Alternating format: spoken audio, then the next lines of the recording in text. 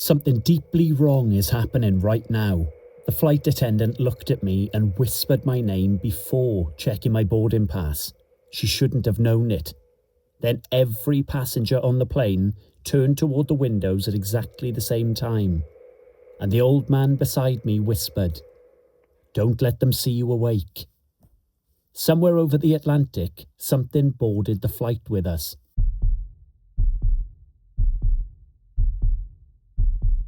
I noticed her before we even boarded the plane.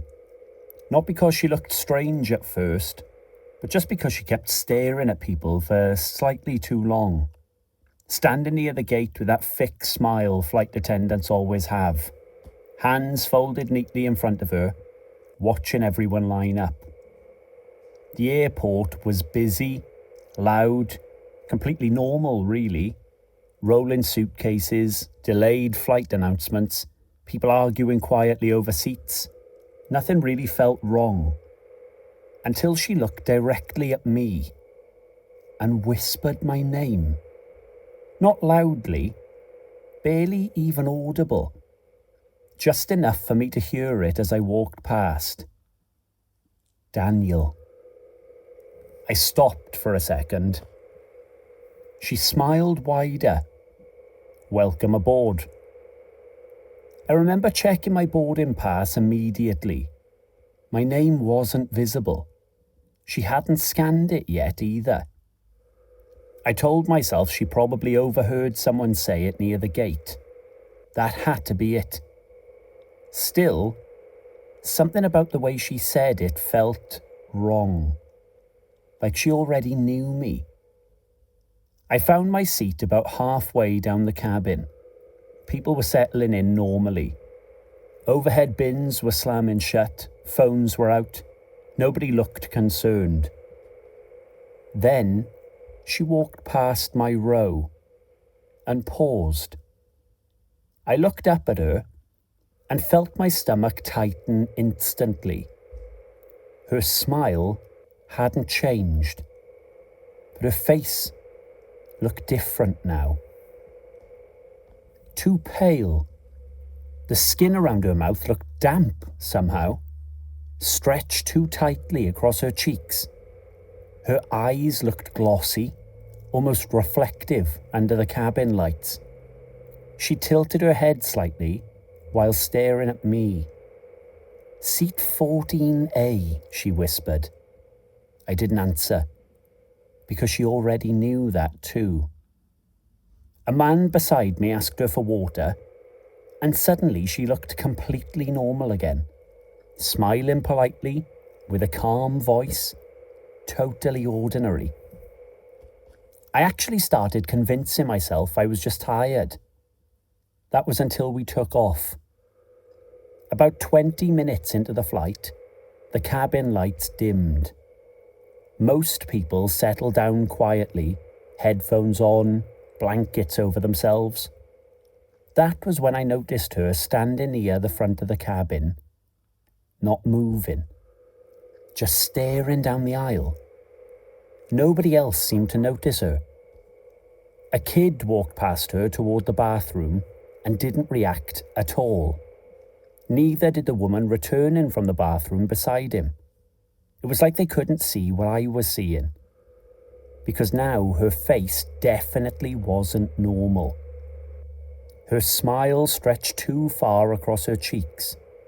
Her eyes looked dark and wet, almost black under the low cabin lights. And every few seconds, her lips moved silently, like she was whispering to herself. Then she turned slowly toward an older man asleep across the aisle from me and whispered his name. His eyes opened immediately, not startled but awake, like he'd been listening for it. He stared at her for a few seconds, then calmly unbuckled his seatbelt and stood up. Nobody reacted. Not even when he followed her toward the back of the plane. That was when I started panicking.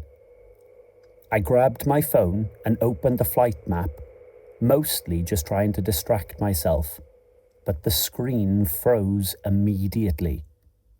Then the intercom crackled above us. I expected the pilot.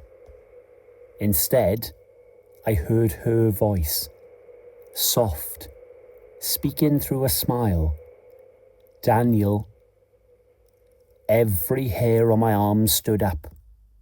Around me, passengers remained completely calm, some sleeping, some watching movies, nobody reacting at all. Then, the woman sitting across the aisle slowly lowered her laptop screen and looked directly at me. Her smile matched the attendants perfectly. And quietly, without blinking, she whispered, "We've been waiting for you." At that exact moment, every passenger nearest to me turned their heads at the same time, all smiling, all staring directly at me, and standing at the very front of the cabin. The flight attendant's mouth slowly opened, impossibly wide.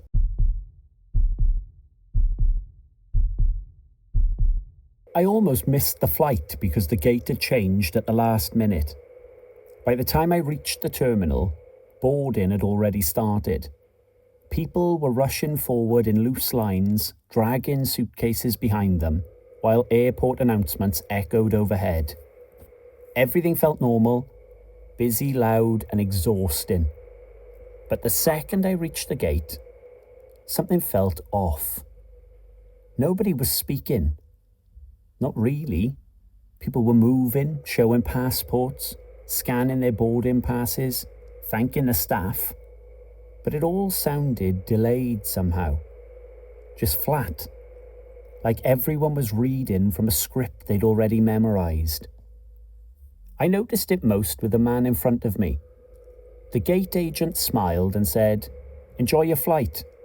And the man answered, perfectly calmly, "Enjoy your flight." The exact same words.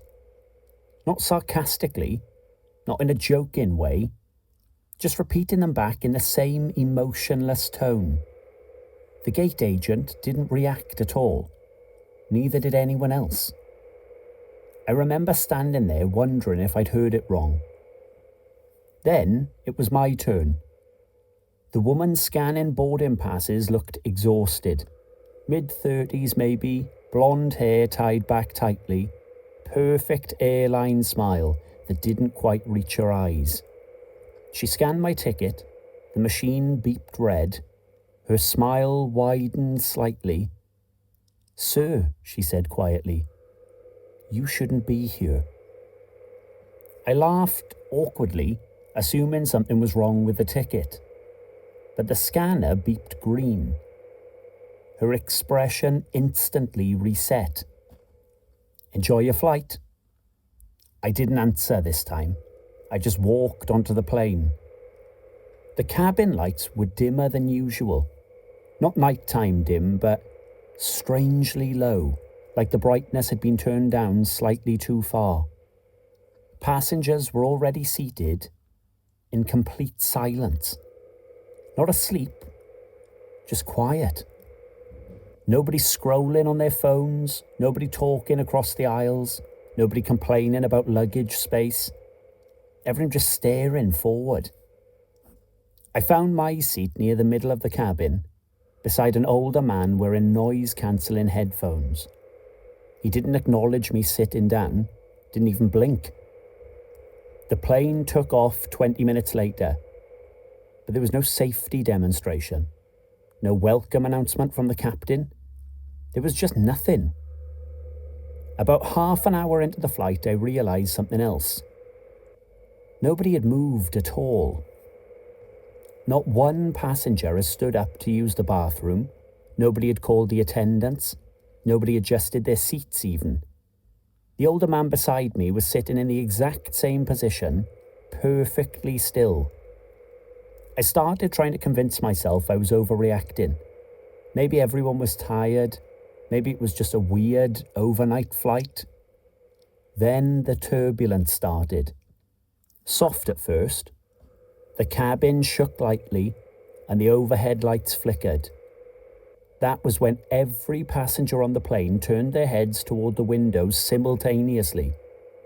Not toward the turbulence, toward the darkness outside. Every single person, at the exact same time. I felt my stomach drop immediately. The old man beside me slowly removed his headphones. Without looking at me, he whispered, "Don't let them see you awake." Then he closed his eyes. A flight attendant appeared beside my row moments later. I hadn't seen her approach. She leaned slightly into the aisle, smiling politely, but there was something wrong with her face. Not disfigured, not monstrous, but delayed. Like every expression arrived a second too late. "Sir," she whispered softly, "could you close your eyes for landing, please?" Landing? We'd only been in the air for 30 minutes. I looked around the cabin. Every passenger now had their eyes shut. Every single one that I could see. The plane began descending hard. Too hard. My ears popped instantly. Outside the windows, there were no city lights below us, no runway, just darkness and thick clouds lit occasionally by flashes of distant lightning. The flight attendant was still standing beside me, smiling and waiting. I finally asked the question I'd been trying not to think about since boarding. Where are we landing? Her smile widened slowly, and for the first time, the expression reached her eyes. Somewhere quieter. Then the cabin lights went completely black. Not dimmed, gone. And all around me, in the darkness, I heard every passenger inhale at the exact same time.